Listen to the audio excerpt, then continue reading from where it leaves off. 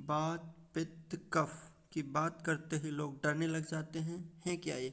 किसी को ये समझ में ही नहीं आता है। तो आज हम बात करेंगे बात पित्त और कफ की, और इससे संबंधित सभी पॉइंट्स को वन बाय वन देखेंगे।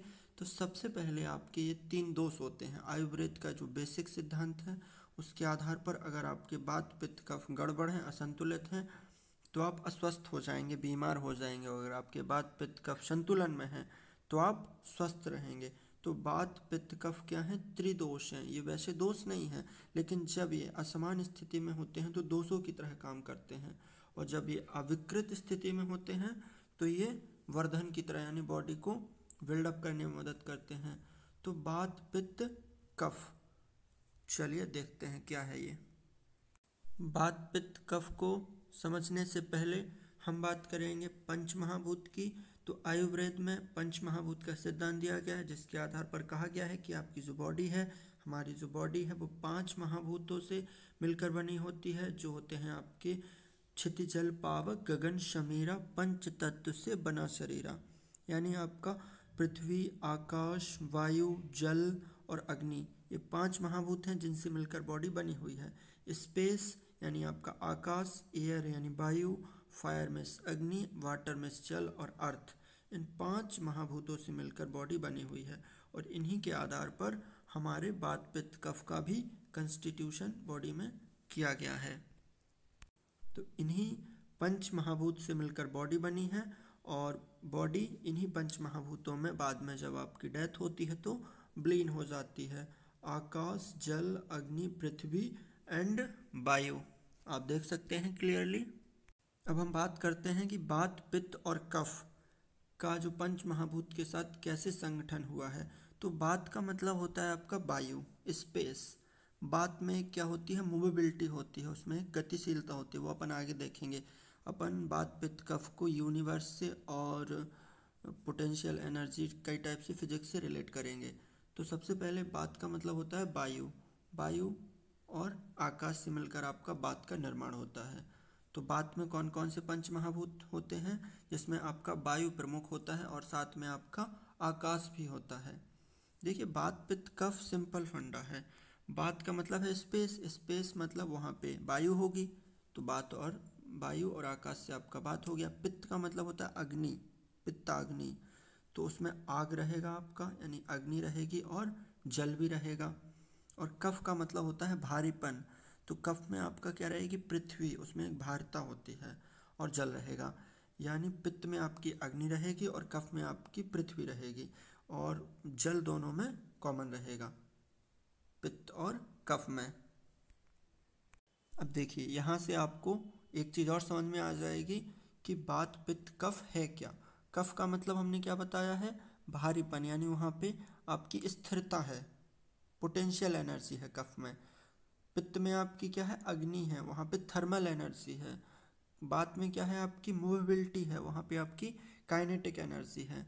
और आप इसका कंपोजिशन ही तो देख ही चुके हैं, पंच महाभूत से कैसे रिलेट करता है। अब अपन देखते हैं कि बॉडी में बात पित्त कफ कैसे संबंधित है बॉडी से, बॉडी स्ट्रक्चर से। जैसे आपको इसको क्रम से भी याद रखना ज़रूरी है। कफ सबसे ऊपर रहेगा, पित्त सेकंड पे आएगा, देन आपका आएगा बात।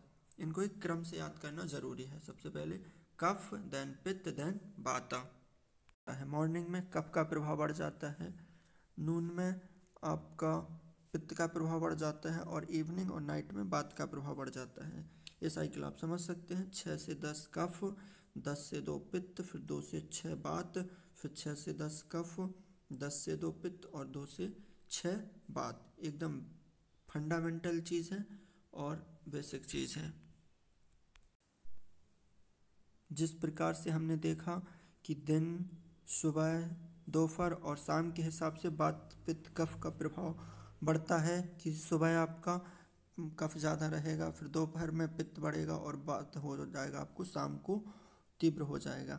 इसी प्रकार से आपकी जो अवस्था होती है, उम्र और आयु के हिसाब से भी बात पित्त कफ में प्रबलता रहती है। जैसे बाल्यावस्था में हमारा कफ प्रबल होता है, कफ के रोग ज़्यादा होते हैं। फिर आपका युवावस्था में पित्त प्रबल होता है, और वृद्धावस्था में बात प्रबल होता है। बात मतलब वायु, बात के रोग बढ़ जाते हैं वृद्धावस्था में, जैसे कि बैक पेन, बॉडी पेन, हाथ पैरों में दर्द, अर्थराइटिस, जॉइंटिस प्रॉब्लम हो जाती हैं। तो यहाँ से आप देख सकते हैं कि बॉडी में कफ, पित्त और वात का एक निश्चित स्थान होता है।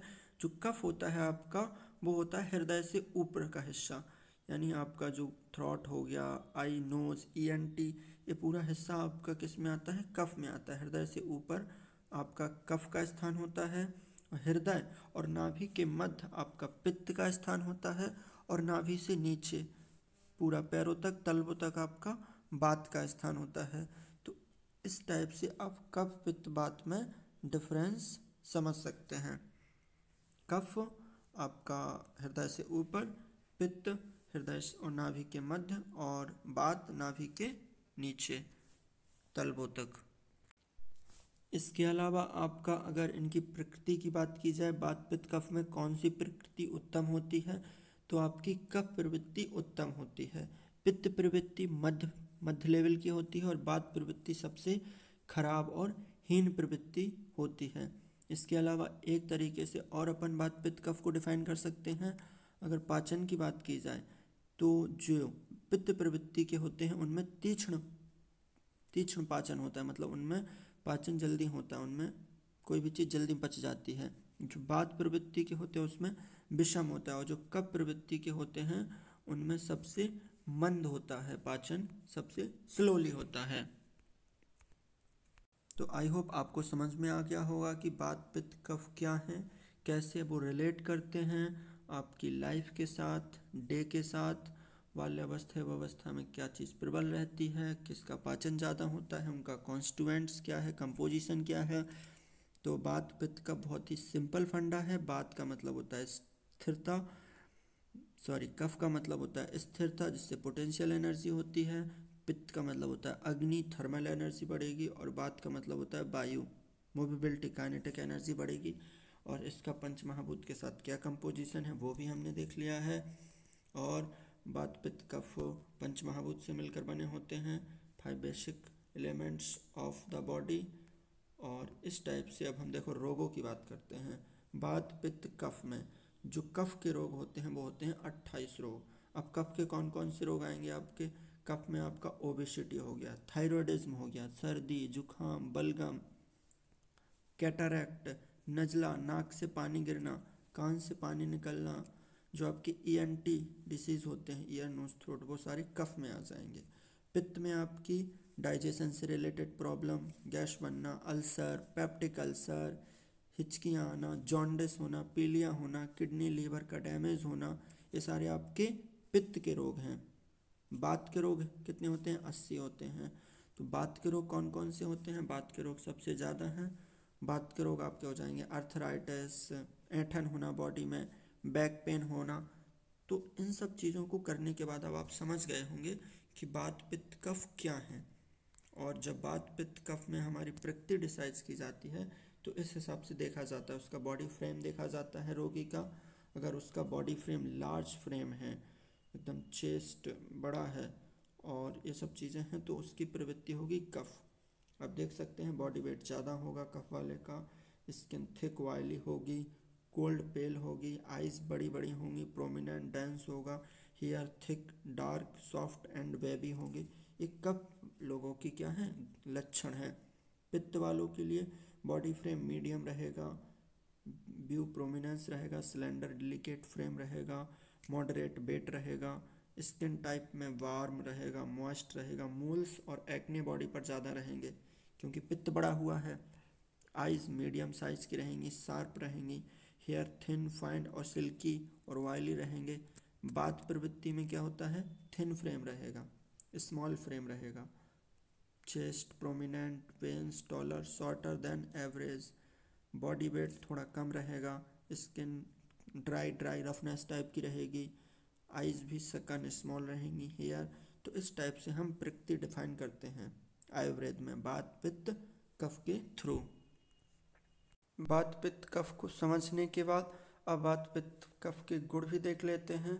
वात के 6 गुण होते हैं, पित्त के 7 और कफ के 7। जिनके आधार पर हम रोगी की पहचान कर सकते हैं और उसी के आधार पर उसका ट्रीटमेंट कर सकते हैं। वात पित्त कफ का निर्धारण हम युवावस्था में भी कर सकते हैं, जो आपका वृद्धावस्था तक रहता है, उसी के आधार पर हम आपकी उसकी चिकित्सा कर सकते हैं। थोड़ा बहुत चेंजेस होता है, लेकिन जो प्रबलता है वो उसी गुण की रहती है जो जो उसकी प्रकृति होती है। तो वात का मतलब वायु है। अगर आप में वात प्रवृत्ति के जो रोग रहेंगे उनके क्या गुण रहेंगे?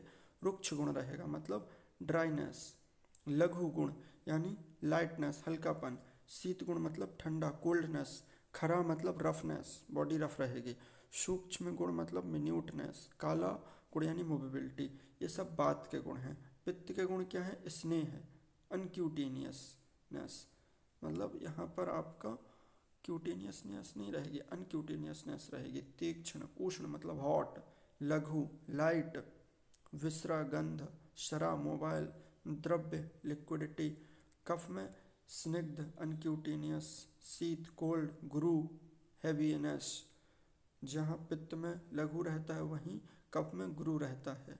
मंध्वा, श्लक्षणा, मृष्तना, स्थिरा, इमोबाइल। तो ये सारे क्या हैं? वात पित्त कफ के गुण हैं। आई होप आपको वात पित्त कफ समझ में आ गया होगा।